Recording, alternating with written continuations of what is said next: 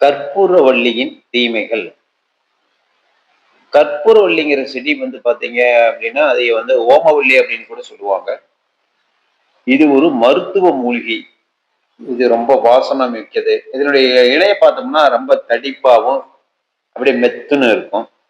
இதனுடைய விளிம்பெல்லாம் பார்த்தோம்னா கூர்மை இல்லாம பற்கள போல இருக்கும். இது கசப்பு சுவையும், காரத்தன்மையும் உடையது. இதன் பூவினுடைய நிறம் பார்த்தீங்கன்னா ஊதா. தமிழகத்துல பெரும்பாலான வீடுகளில் வளர்க்கப்படும் இந்த கற்பூரவள்ளி செடி இலங்கை மற்றும் இந்தியா போன்ற நாடுகளில் அதிகம் காணப்படுகிறது. கற்பூரவள்ளி இலையில வந்து தீமையா அப்படின்னு நிறைய பேர் நம்ம யோசிப்போம். எதுவுமே அளவுக்கு அதிகமா போச்சுன்னா தீமை உண்டாகும். அளவுக்கு மீறினால் அமிர்தமும் நஞ்சாகும் அப்படின்னு நம்ம எல்லாம் கேள்விப்பட்டிருக்கோம் இல்லைங்களா? அதேதான். கற்பூரவள்ளி இலைய அதிகமா சாப்பிட்டோம்னா என்ன ஆகும்னா அஜீரணம் வரும், வாயு தொல்லை வரும், வயிற்றுல வந்து எரிச்சல் ஏற்படலாம். சில பேருக்கு தோல்ல வந்து அரிப்பு கூட உண்டாகும். சில பேருக்கு அலர்ஜி உண்டாகும். குறிப்பா வந்தா கர்ப்பிணிகள், பாலூட்டும் தாய்மார்கள் எல்லாம் வந்து ஒரு மருத்துவரின் ஆலோசனையின் பேரில் எடுத்துக்கிறது ரொம்ப நல்லது. மருத்துவ குணங்கள் நிறைந்த கற்பூரவள்ளி வந்து ஒரு நல்ல மூலிகை, மருத்துவ மூலிகைன்னு சொல்லலாம். இந்த இலைய வந்து நம்ம பச்சையாவே சாப்பிடலாம், தேநீராகவும் குடிக்கலாம். சில பேர் கசக்கி அப்படியும் குடிப்பாங்க, கஷாயமாகவும் குடிக்கலாம். நம்ம சமையல்ல வந்து ரசம் வந்து கற்பூரவள்ளி ரசம்னே கூட சில பக்கம் இருக்குது. இப்ப சில பேர் வந்து பாத்தீங்கன்னா நம்ம தின்பண்டங்கள் பஜ்ஜி எல்லாம் சுடுறாங்களா, கடல மாவுல பஜ்ஜி சுடுறப்ப வந்து பாத்தீங்கன்னா இந்த இலையை போட்டு வந்து பஜ்ஜியா சுடுவாங்க. இன்னும் சில பக்கமெல்லாம் வந்து பாத்தீங்க அப்படின்னா தைலமா தயார் பண்ணுவாங்க, தேங்காய் எண்ணெயோட கலந்து இதை வந்து தைலமா பயன்படுத்துவாங்க. இப்படி பல்வேறு வகைகள்ல வந்து இந்த கற்பூரவள்ளி வந்து பயன்படுது.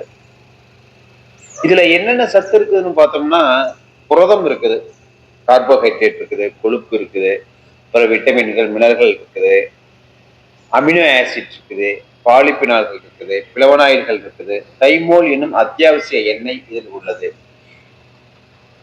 கற்பூரவள்ளி இலையை பத்தி, அதனுடைய நன்மைகளை பத்தி பார்த்தோம் அப்படின்னா, கற்பூரவள்ளி இலையில இருக்கக்கூடிய ஆன்டி பாக்டீரியல் மற்றும் வைரஸ் எதிர்ப்பு பண்பு தொற்றுகளுக்கு எதிராக போராட உதவுகிறது.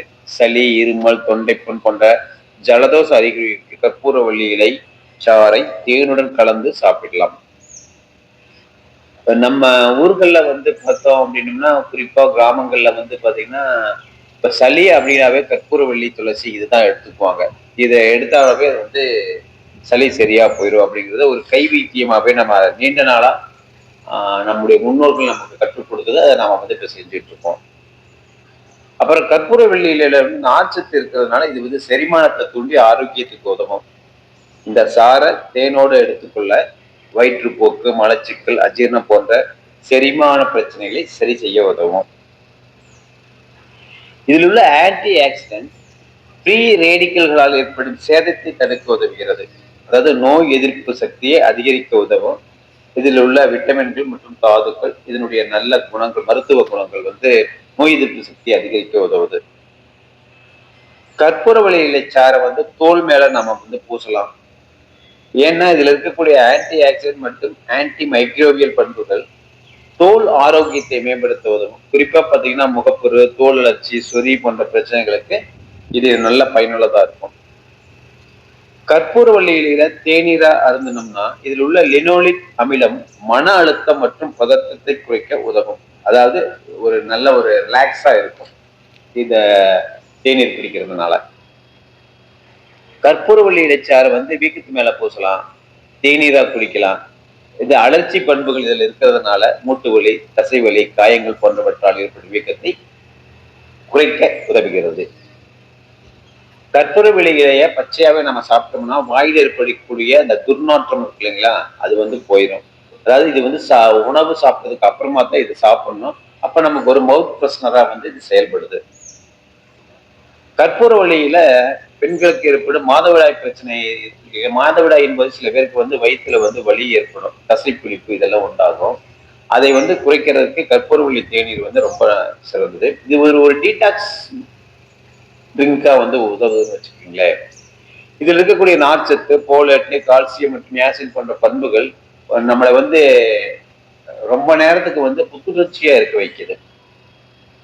அதே மாதிரி கற்பூரவள்ளி உள்ள சிறுநீரகங்களால் ஏற்படும் பாதிப்புகள், அதாவது சிறுநீரகங்கள்ல வந்து சில பேருக்கு வந்து உப்பு சேர்ந்துருது. உப்பு சேர்ந்ததுன்னா வந்து அதனால சில பேருக்கு கற்கள் எல்லாம் உண்டாகும். அந்த உப்புக்களால சில சேதங்கள்லாம் இருக்குது. அதை வந்து தடுக்கக்கூடிய தன்மை இந்த கற்பூரவள்ளிக்கு இருக்குது. கற்பூரவள்ளி வந்து பாத்தீங்கன்னா குழந்தைகள் இருந்து பெரியவர் வரைக்கும் எல்லாருமே வந்து எடுத்துக்கலாம்.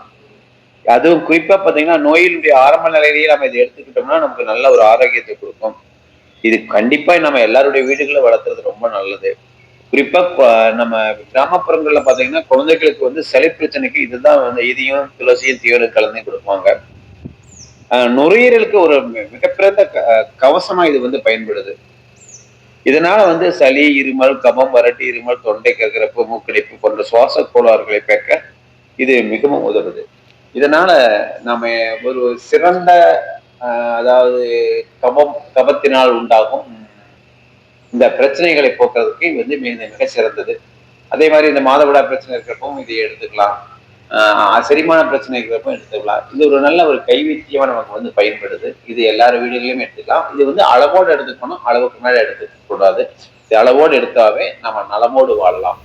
நன்றி, வணக்கம்.